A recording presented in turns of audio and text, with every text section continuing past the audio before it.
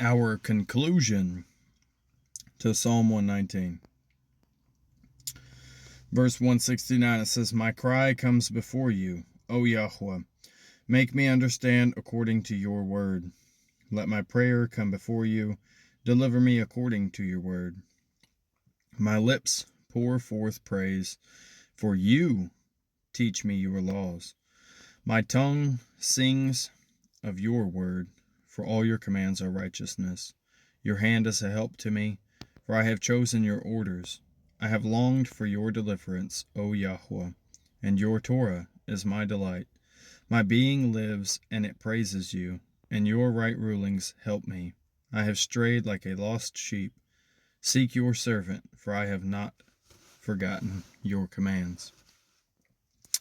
That is the end of Psalm 119. But as a bonus, we're going to go read Psalm 19. So turn your Bibles to Psalm 19, if I can get there. And it says,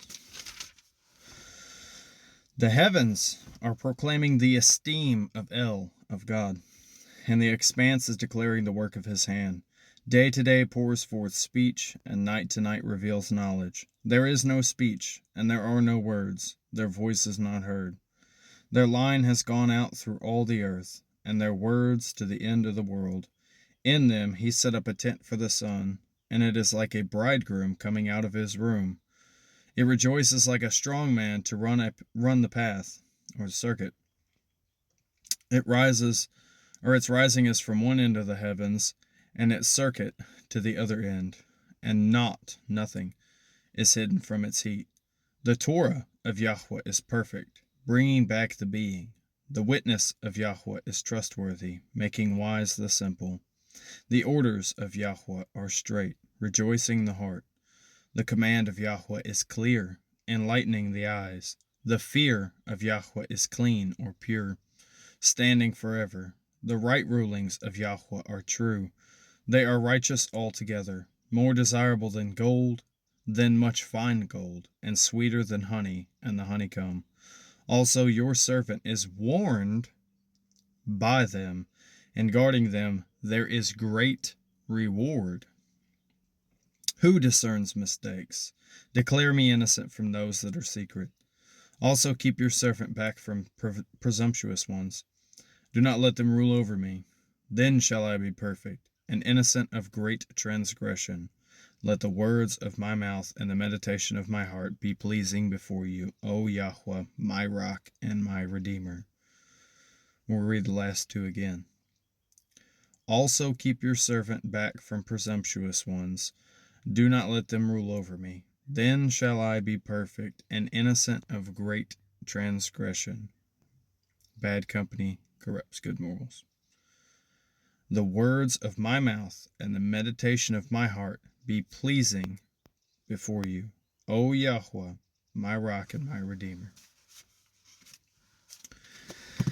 If you've listened from the beginning of me reading Psalm 119, then congratulations. You've listened to all Psalm 119 that I read. And now 19 as well. So that's at least 2 chapters of Psalms. I suggest you read all Psalms. Somebody had put forth, if you read 5 a day, you can read in an entire month. And I've done that before. Some of them are quite lengthy. Some of them go like that. But Psalms is great. There's a lot of wisdom in there. A lot of truth. A lot of wisdom. But again, from the very beginning to the very end of Psalm 119, his law is perfect. His law is perfect. What would one look like by following the law, you'd ask? Just picture Yeshua, because that's what he did. And he was perfect. He walked it perfectly. The perfect, unique Son of Yahweh, of the Most High God. He walked it perfectly and gave us a representation or an example of what somebody would look like if they follow the law perfectly. I don't see why that's a bad thing.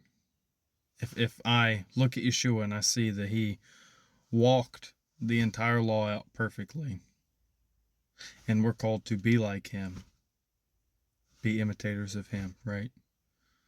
Don't you think that you should be doing the law instead of standing up in front of a congregation or online or whatever and saying that the law is bondage, curse, that you're going to go to hell if you follow the law of Moses? No. The law of Moses, the law of God, the law of Christ, they're all the same thing. One and the same. They all had the same purpose. Point people back to God. So if Yeshua is what you would look like walking out the law, which makes sense. There's no hoops and hurdles to jump through to see that. It's very logical, very plain. If Yeshua is what you look like when you follow the law, then you should be following the law. And just for explanation, if it needs further explanation, I'm talking about all of the law. Go through Genesis, Exodus, Leviticus, Numbers, and Deuteronomy. Those laws in there still apply today. They were never done away with. They were never done away with.